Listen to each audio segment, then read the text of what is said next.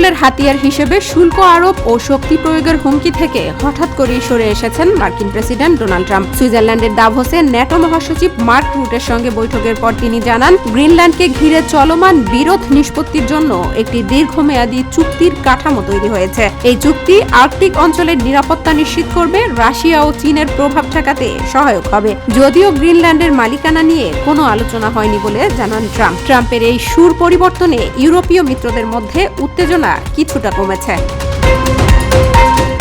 দক্ষিণ কোরিয়ার সাবেক প্রধানমন্ত্রী হান ডাক-সুকে 23 বছরের কারাদণ্ড দিয়েছেন দেশটির একটি আদালত। সিউল সেন্ট্রাল ডিস্ট্রিক্ট কোর্ট এই রায় ঘোষণা করে। 2024 সালের ডিসেম্বরে সাবেক প্রেসিডেন্ট ইয়ন সুক ইয়োলের সামরিক আইন ঘোষণাকে কেন্দ্র করে বিদ্রোহ সহ একাধিক অভিযোগে তাকে দোষী সাব্যস্ত করা হয়। আদালত জানায়, সামরিক আইন জারির পথ সুগম করতে গঠিত মন্ত্রিসভা বৈঠকে হান গুরুত্বপূর্ণ ভূমিকা পালন করেন। বিচারক ঘটনাটিকে ওপর থেকে পরিচালিত বিদ্রোহ বলে উল্লেখ করেন। আদালত তাকে বিদ্রোহে অংশগ্রহণ, মিথ্যা সাক্ষ্য ও নথি জালিয়াতির দায়ে দোষী সাব্যস্ত করে। রায়ের পর তাকে আটক করা হয়। এই রায়ের বিরুদ্ধে হান আপিল করবেন বলে জানিয়েছেন তার আইনজীবীরা।